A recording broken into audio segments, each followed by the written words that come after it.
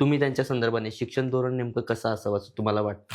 मला माहीत आहे, की मोठ्या-मोठ्या स्कूल्स आमच्या परिसरामध्ये आहे आणि अगदी 2,00,000, 3,00,000, 4,00,000 अशा फीज आहे. परंतु तेवढ्याच मोठ्या प्रमाणात मिडल क्लास वर्गही माझ्या प्रभागामध्ये आहे. ज्यांना ह्या फीज परवडत नाहीत.